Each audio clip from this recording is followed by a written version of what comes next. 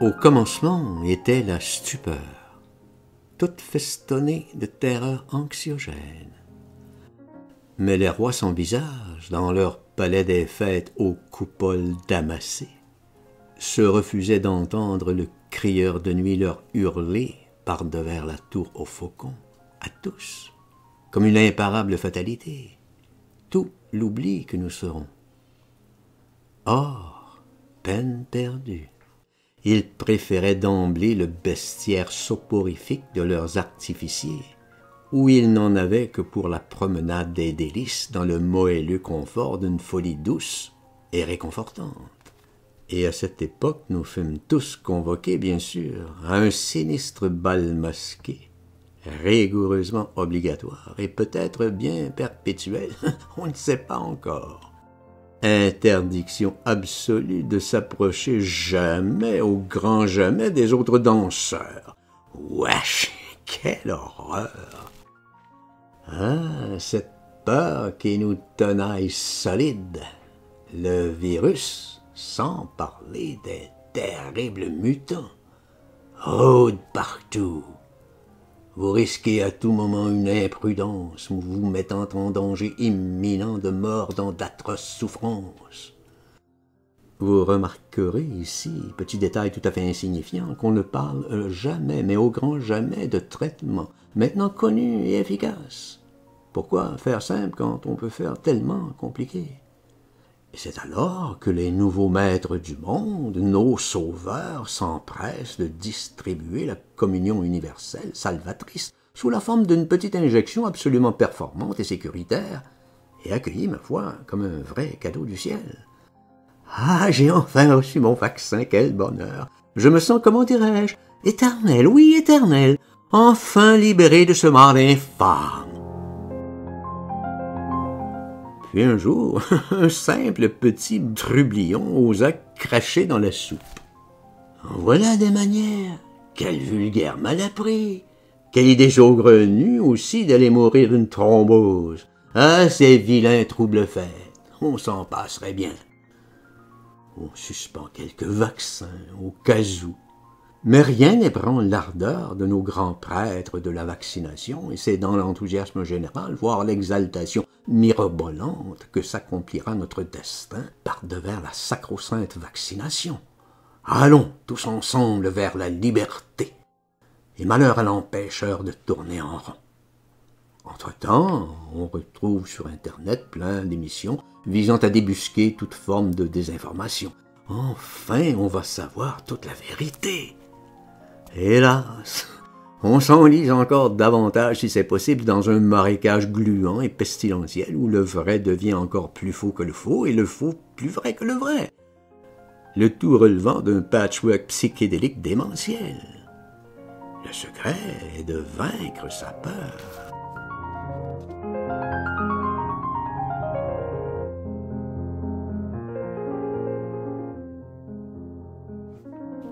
Car la peur sert de liant à toute cette folie collective. Alors, tout s'éclaire et toutes les incohérences émergent, et on ne peut rester que pantois et complètement ahuri face à un tel colossal gâchis. Voilà qui, fatalement, me rappelle quelque peu le meilleur des mondes, ou serait-ce plutôt 1984. Or, vu le côté orwellien des choses, je pencherais plutôt pour 1984. Enfin, bref. Et c'est par une nuit glacée, sur un lit de ténèbres, fleurant l'imparfait de mes amours défuntes, que je m'acharnais sur mes contes ultramarins de la lune gibbeuse, et qui s'apparente, je dois bien l'admettre, à une sombre chronique tout en déclivité par-devers ces temps désespérés. Ainsi, la propension spéculative des choses face à l'irrésistible montée de l'insignifiance, attestée par le triomphe de l'ignorance, inclinerait vers un broyage des petites mécaniques de l'espoir, faisant de mes chasses aux météores furtifs des fleurs de tempête ballottées dans la souveraineté du vide incandescent. Et seul l'aigle de bronze au silence d'Anachorète, en gardien impeccable de lendemain qui chante, c'est toute la voluptueux fastueuse liée au baiser de basalte bleu. Heureusement qu'au carrefour des grands labyrinthes subsistent encore quelques tiroirs d'inconnus, tous porteurs d'ébauches ascensionnelles par devers la part manquante, et tous porteurs d'un lys de silence dont le parfum subtil et grisant amène l'éloignement du monde, et dès lors l'empreinte d'un aile de papillon suffit pour vous prémunir contre la terre anxiogène qu'on répand partout. Chili con carne ou merguez? Voilà, rien de tel pour un retour au terre-à-terre, direct, quoique un peu brutal à mon goût. Tout à fait dans la pensée euclidienne, me dis-je. À chacun son Golgotha. Mais foin de toutes ces beautés et autres billevesées, il faut que je songe sérieusement à la cérémonie préparatoire de mes fantasmagories aux ombres effervescentes, car le silence des passions n'en est pas moins complice du journal des dupes. Et je vous avoue que je me sentais un peu comme un rat qui rit en train de s'esquinter dans la rédaction plus que laborieuse de quelques lettres philosophiques à l'endroit d'Isidore Ducasse.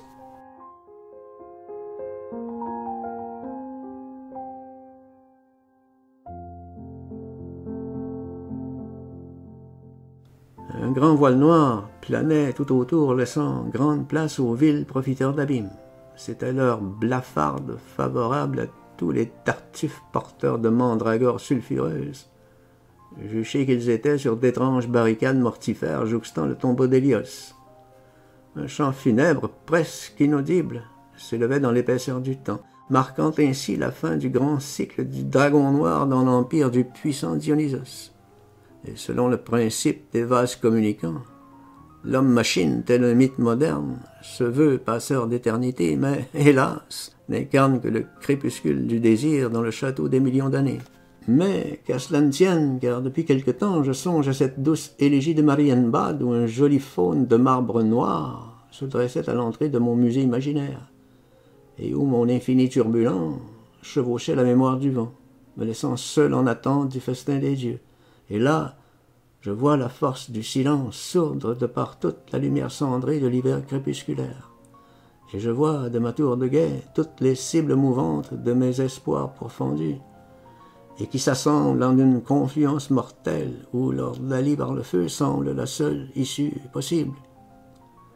Et je pense à la roublardise des gens, à l'épouvantable inutilité d'expliquer quoi que ce soit à qui que ce soit, ce qui me met en présence de la profondeur abyssale de l'être, ce qui me fout une terrible envie d'ivresse subversive. La fable des mondes me rappelle les poèmes d'Alvaro de Campos. On regarde passer nos chimères, essayant d'y trouver la meilleure part des hommes, et peut-être même un peu des dessous de la beauté. Toujours est-il que je me rabats sur mes comptes pour vieux buveurs de rhum, connaissant fort bien la rançon du silence, et à cet égard pouvoir échapper, ne serait-ce qu'un instant, aux griffes de l'ange noir de l'extravagante désillusion. Mais quelle immensité dans la défaite par devers nos gloires secrètes! Et face à ce monde vacillant, peut-être qu'un petit détour avec Miles Davis nous permettrait de louvoyer quelque peu pendant la descente aux enfers. Mais entre-temps, écoutons le chant de la pluie. À pleine main la mer prenons. Empruntons quelque improbable bifurcation. Et dans les méandres de l'espace-temps, prêtons une oreille distraite à la rumeur spasmodique des choses, un peu comme s'il s'agissait de futiles calembres d'aine. Et comme les années qui viennent seront sans doute des années de chiens, cultivons les solidarités mystérieuses, fuyons la loi du grand nombre, assumons-nous en tant qu'ivrogne métaphysique, donnons-nous la peine de créer le plus beau cantique pour la fin du voyage. Pavoisons notre route d'oriflamme aux mille arabesques tarabiscotées en démesures outrancières et fulminantes, et que notre vie même soit résolument un message révolutionnaire. Et vu la multitude des angles d'attaque, guidons nos pas sur les rumeurs d'infini qui proviennent de la colline des archanges. Et puis, comme disait Céline, faut savoir où expirent les brises. C'est le moment des univers. Madame, grande révérence, au diable lourds cadrans et lunes, fleurettes partout, luisantes, pimpantes, scintillent, houspillées sommes divinement. Il faut savoir tirer l'arpège. nous fûmes des faits au lieu des signes. C'est fait, la chose est faite. Que tout se dissipe.